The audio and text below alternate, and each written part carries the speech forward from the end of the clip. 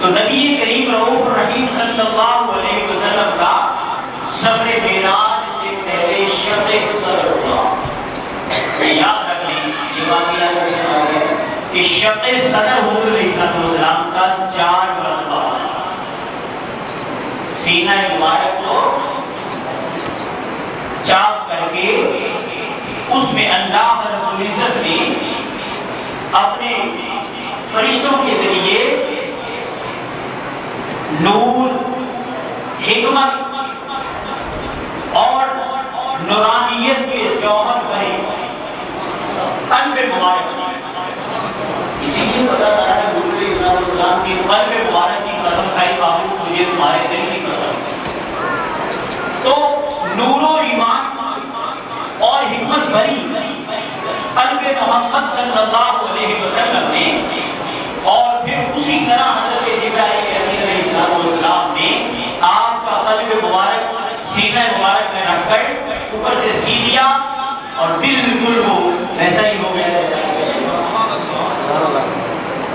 یہ واقعہ حضور علیہ السلام سے 4 دفعہ ہوا، کسی اور انسان سے ہوا، کسی نبی سے، کسی نبی کو ایسا نہیں ہوا، کسی انسان کو ایسا نہیں ہوا۔ وجہ کیا ہے؟ اس لیے کہ مصطفیٰ صرف ایک ہے، مصطفیٰ صرف ایک ہے۔ مصطفیٰ کا معنی ہوتا ہے چنا ہوا۔ کیا معنی ہوتا ہے؟ چنا ہوا۔ تو چنا ہوا صرف ایک ہے، تو معاملہ بھی اسی ایک کے ساتھ ہے، اور معاملہ بھی ایسا ہے کہ کسی اور کے ساتھ نہیں، صرف ایک کے ساتھ۔ ایک دفعہ بچپن میں ہوا یہ شب صدر، جب حضرت حلیمہ سعدیہ رضی اللہ تعالی عنہا کے گھر میں گیا، چھوٹا بھائی رضائی بھائی دوڑتا ہوا آیا گھر میں اور کہا کہ امی جان معلوم نہیں کہ کچھ لوگوں نے میرے بھائی کا سینہ چیر دیا اور قلب مبارک نکال دیا ہے، اللہ جانے وہ میرے بھائی سے انہیں کیا دشمنی تھی۔ حضرت حلیمہ سعدیہ رضی اللہ عنہا خود اور اپنے خامد کو لے کر اپنے شوہر کے ساتھ دوڑی، دوڑ کر جب گئی تو دیکھا کہ حضور علیہ السلام کھڑے ہوئے۔ اس وقت آپ ذرا بڑے ہو رہے تھے اور سنبھال رہے تھے، اس وقت اللہ رب العزت نے یہ شق صدر کیا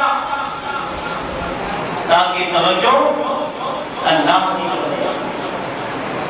اس کے بعد جب حضور اکرم صلی اللہ علیہ وسلم نے جوانی میں قدر رکھا تب شق صدر کیا، اور جب حضور اکرم صلی اللہ علیہ وسلم کو اللہ رب العزت نے بظاہر نبوت عطا فرمائی تب شق صدر کیا، اور چوتھی مرتبہ جب حضور اکرم صلی اللہ علیہ وسلم سفر معراج پر تشریف لے جانے لگے تب یہ شق صدر کیا، اور قلب مبارک میں نور و ایمان اور حکمت بھرا تاکہ محبوب کائنات صلی اللہ علیہ وسلم اللہ رب العزت کے چرنوں کو براہ راست مگرنا کس کی وجہ تھی؟ موسیٰ علیہ السلام جیسا جلیل القدر پیغمبر جب ایک ناخن کے برابر تجلی پڑتی ہے تو فلما تجلی موسیٰ صاحبہ موسیٰ علیہ السلام بے ہوش ہو کر گر جاتے ہیں، اور اتنا بڑا پہاڑ وہ رات کا پہاڑ ہوتا ہے۔ تو محمد عربی صلی اللہ علیہ وسلم کو اللہ رب العزت نے براہ راست دیدار کرانا تھا، اس لیے یہ سارے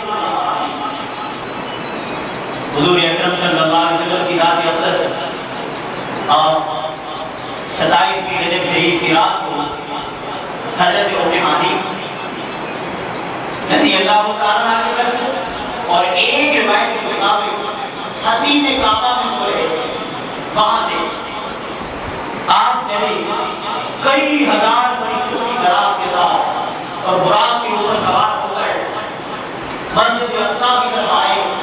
رستے میں آپ نے کئی اللہ رب العزت کی نشانیاں دیکھی، سب دیکھتے ہوئے مسجد اقصیٰ میں تشریف لائے۔ وہاں آ کر براق کو باندھ دیا، براق کو باندھ کر حضور اکرم صلی اللہ علیہ وسلم کی قسم کھائی، فرمایا کہ جو وہاں تک پہنچ جائے، جو وہاں تک پہنچ جائے، جہاں وہاں تک پہنچ جائے، وہ واپس کیسے آئے؟ وہ واپس نہیں آ سکتا۔ فرمایا میرے محبوب تم اپنی امت کی خاطر واپس جا رہے ہو، اتنا بڑا کام کر رہے ہو، بارگاہ سماویت میں پہنچ کر کے واپس آ رہے ہو،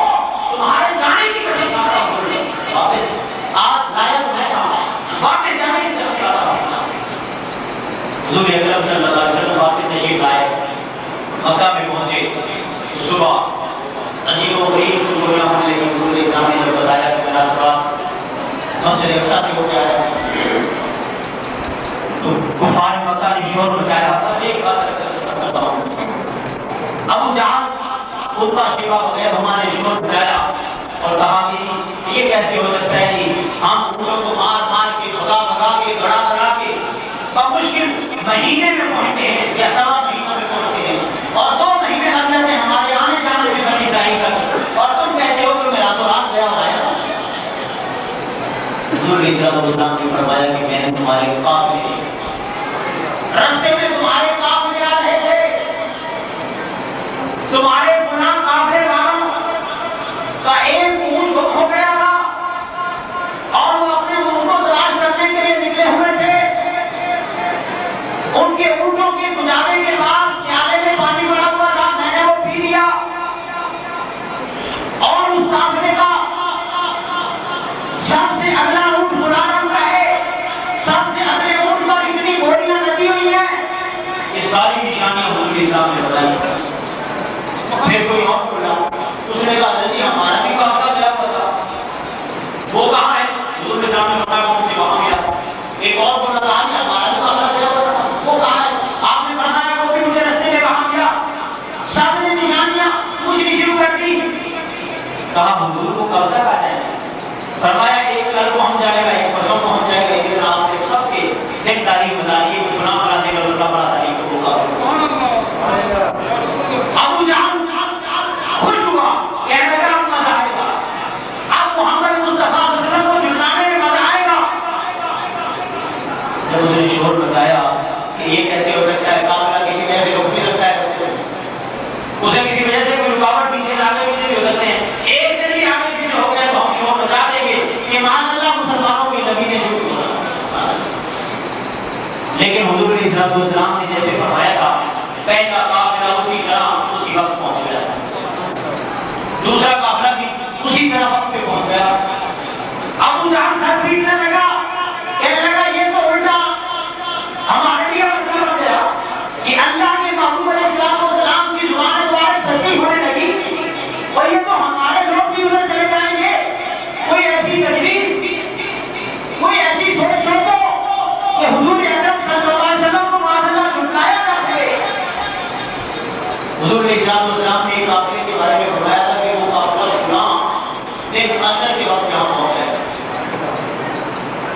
ابو جہل جو کہ دیکھ چکا تھا کہ ساری نشانیاں جو ہیں وہ بالکل ٹھیک پوری ہو رہی ہیں، اپنے چند آدمی بھیجے، کہا کہ جاؤ وہ قافلہ تو ہمارا ہی ہے، اپنے لوگ ہیں، ان کو پیسے دے کے وہاں روک لینا کہ تم یہاں ایک دن کے لیے بیٹھ جاؤ، ایک دن رک جاؤ، اور جب سورج غروب ہو جائے تو آگے آ جانا، ہم شور مچا دیں گے کہ مسلمانوں کے نبی علیہ السلام نے کہا تھا کہ وہ قافلہ غروب آفتاب سے پہلے پہنچے گا، لہذا نہیں پہنچا، اس لیے حضور علیہ السلام معاملہ انہوں نے سچ کہا۔ تو وہ اس کے اپنے لوگ گئے، انہوں نے جا کر وہ قافلہ روک لیا، مکے سے باہر کچھ دور اس قافلے کو روک لیا۔ اب سورج اثر کے مقام پہ جب پہنچا، اللہ تعالیٰ نے سورج کو روک لیا۔